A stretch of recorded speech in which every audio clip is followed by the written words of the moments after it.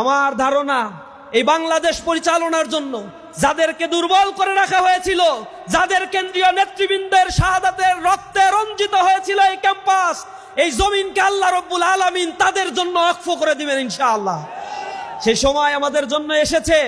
এখন আমাদের জান প্রাণ উজাড় করে দিয়ে মানবতার কল্যাণে মানবিক একটি বাংলাদেশ গড়ে তোলার জন্য আমাদেরকে কাজ করতে হবে। শহর, নগর, বন্দর, গ্রামে ঘাটে মানুষের অন্তরে আজ দাঁড়িপাল্লার জন্য এক বিশাল জোয়ার বইছে। তারা শুধু সময়ের অপেক্ষা রয়েছে। তারা এক মানবিক মূল্যবোধ সম্পন্ন সমাজ গড়ে তোলার জন্য শুধুমাত্র রায়ের অপেক্ষা করছে। আমরা আশা করি সেই রায়টা জনগণ দিবে। সেই কাঙ্ক্ষিত সময় আগামী বছরের ফেব্রুয়ারি মাসে আসবে।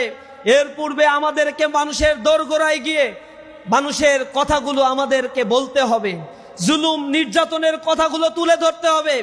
আপনারা এই বাংলাদেশের ইতিহাস দেখেছেন। এই বাংলাদেশে যে কয়টি গণ আন্দোলন সংগঠিত হয়েছিল তার মধ্য দিয়ে মানুষেরা জীবন দিয়েছিল নতুন একটি সূর্যের উদয় তারা দেখতে চেয়েছিল। ৭১-এর মুক্তিযুদ্ধে আপামর জনতা নেমে এসেছিল, তাদের সাথে প্রতারণা করা হয়েছিল। ঘোষণাপত্রে বলা হয়েছিল সাম্য, মানবিক মর্যাদা আর সামাজিক সুবিচার প্রতিষ্ঠার জন্য। আজ মহান স্বাধীনতার ঘোষণাপত্র পাঠ করা হচ্ছে। আপামর জনতাকে সামনে এসে জীবন দিয়ে এই দেশের স্বাধিকার আন্দোলনের জন্য, লড়াইয়ের জন্য সামনে আসতে বলা হয়েছিল। কিন্তু যে নেতারা তখন ডাক দিয়েছিল তারা দিল্লি গিয়ে তখনও পলায়ন করেছিল। মুক্তিযুদ্ধে তারা অংশগ্রহণ করে নাই।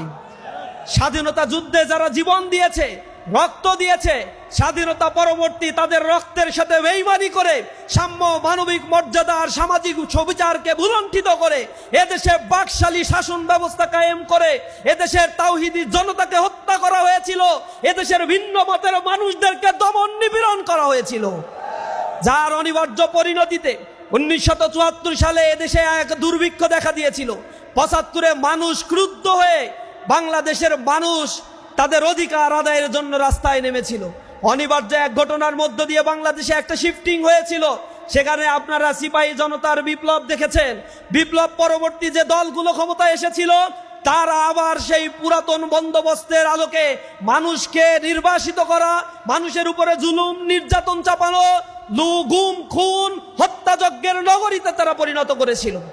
বিনিময়ে স্বৈরাচারের বিরুদ্ধে জনতা আবার ফুঁসে উঠে জীবন দিয়েছিল। তারা মনে করেছিল স্বৈরাচার ইস্বাদ বিতাড়িত হয়েছে, এখন বাংলাদেশে ডেমোক্রেটিক একটা এনভায়রনমেন্ট তারা ক্রিয়েট করতে পারবে। আমরা দেখেছি কিছুদিনের ব্যবধানে এই স্বৈরাচারকে পুনর্বাসন করার জন্য আওয়ামী ফ্যাসিবাদ তৎকালীন সময়ে তাদের সর্বশক্তি নিয়োগ করেছিল। স্বৈরাচার পরবর্তীতে তাদের ইন্ধনে আওয়ামী ফ্যাসিজমের আবার জন্ম হয়েছিল। সে সময় জনতা প্রতারিত হয়েছিল। ২৪-এর গণ আন্দোলনে আবার রাজপথে নেমে তারা জীবন দিয়েছে। কোটা সংস্কার আন্দোলনের মাধ্যমে যে আন্দোলন ডানা বেঁধেছিল সে আন্দোলন আর কোটা সংস্কারের মধ্যে সীমাবদ্ধ ছিল না, কারণ এই আন্দোলনে সহস্রাধিক মানুষ জীবন দিয়েছে। যে সহস্রাধিক মানুষ জীবন দিয়েছে তাদের মধ্যে মাত্র ২০০ থেকে ২৫০ ছিল ছাত্র। বাদ বাকি যারা ১২০০-১৩০০ মানুষ জীবন দিয়েছে তারা ছিল শ্রমিক, খেটে খাওয়া মজুর, দিন মজুর, যে মানুষের কোনো কোটার প্রতি আসক্তি ছিল না, কিন্তু মানবিক মর্যাদা ফিরে পাওয়ার জন্য, গণতান্ত্রিক সাংবিধানিক অধিকারগুলো ফিরে পাওয়ার জন্য তারা রাজপথে নেমে জীবন দিতেও তারা কুণ্ঠাবোধ করে নাই। আমি আপনাদেরকে পবিত্র কোরআনের মধ্য দিয়ে, পবিত্র কোরআন শরীফে আল্লাহ রাব্বুল আলামিন বর্ণিত একটি সুসংবাদ দিয়ে আজকের কথাগুলো আমি আপনাদেরকে শোনাতে চাই। আপনারা নিঃসন্দেহে সূরা কাসাস পড়েছেন। আমি এই সূরা কাসাস যখন পড়ছিলাম তখন আমার কাছে মনে হচ্ছিল আল্লাহ রাব্বুল আলামিন বাংলাদেশের প্রেক্ষাপটে এই সূরা কাসাসের প্রথম রুকুর আয়াতগুলো আল্লাহ রাব্বুল আলামিন বর্ণনা করেছে। এবং আমার ধারণা বাংলাদেশের ভবিষ্যৎ এই সূরার প্রথম রুকুর মধ্যেই আল্লাহ রাব্বুল আলামিন বর্ণনা করেছে। আমি সেই সুসংবাদটুকু শুধু আপনাদেরকে শোনাতে চাই। সূরা কাসাসের ৩ নম্বর আয়াতের মধ্যে আল্লাহ রাব্বুল আলামিন বলেছে, আমি ঈমানদারদের জ্ঞাতার্থে বলতে চাই, একটি ঘটনা তোমাদেরকে শোনাতে চাই। সেটি হলো মুসা এবং ফিরাউনের জীবন বৃত্তান্ত তোমাদের সামনে আমি তুলে ধরতে চাই। আল্লাহ রাব্বুল আলামিন সূরা কাসাসের ৪ নম্বর আয়াতের মধ্যে বলছেন, বস্তুত ফেরাউন ছিল এমন একজন অত্যাচারী শাসক যিনি ভূমিতে উদ্ধত্ততা প্রদর্শন করেছিল। সে তার অধিবাসীদেরকে পৃথক পৃথক দলে বিভক্ত করে ফেলেছিল।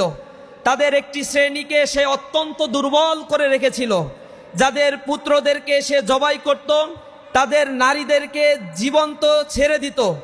প্রকৃতপক্ষে সে ছিল জমিনে ফাসাদ সৃষ্টিকারী। আল্লাহ রাব্বুল আলামিন 5 নম্বর আয়াতের মধ্যে পরে বলছেন, ওয়ানুরিদু আন নামুন্না আলাল্লাযীনা ইসতুদঈফু ফিল আরদ ওয়া নাজআলাহুম আইম্মাতান ওয়া নাজআলাহুমুল ওয়ারিসিন।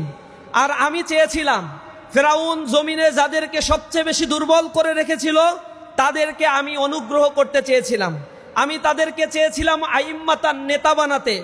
আমি তাদেরকে চেয়েছিলাম এই জমিনে আমার উত্তরাধিকারী বানাতে।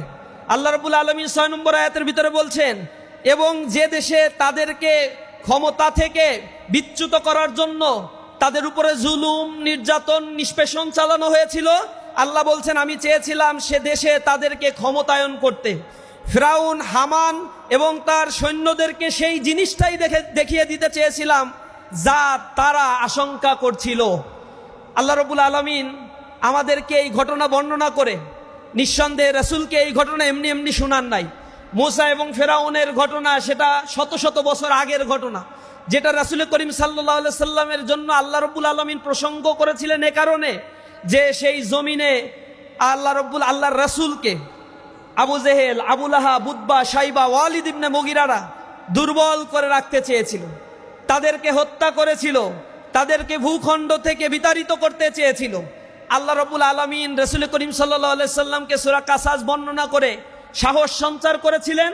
আর আল্লাহ বলেছিলেন, ঈমানদারদেরকে আমি এই সুসংবাদটা শোনাতে চাই, যাদেরকে এই জমিনে দুর্বল করে রাখা হয় আমি চাই তাদেরকে এই ক্ষমতায়ন করতে। আল্লাহ রাব্বুল আলামিন আমাদেরকে সেই সুযোগটি দান করেছেন। দীর্ঘ জুলুম, নির্যাতন, নিষ্পেষণ, গুম, খুনের পথ মারিয়ে ইসলামী আন্দোলন আজ এক মহিরুহে পরিণত হয়েছে। এই জমিনে আমাদেরকে গুম করে আয়না ঘরে নিক্ষেপ করে আমাদেরকে নিঃশেষ করে দিতে চেয়েছিল। আপনারা গুম কমিশনের রিপোর্ট দেখেছেন, সেখানে জামাত ইসলামী, ইসলামী ছাত্র শিবিরের উপরে সবচেয়ে বর্বরচিত আক্রমণ চালানো হয়েছিল। টোটাল গুম খুনের রেকর্ড প্রকাশ করা হয়েছে। সেখানে জামাত ইসলামী এবং ইসলামী ছাত্র শিবিরের উপরে 56% গুমের ঘটনা ঘটেছিল। সেখানে একক সংগঠন হিসেবে একমাত্র ইসলামী ছাত্র শিবির ছাত্র সংগঠনগুলোর মধ্যে স্থান পেয়েছে।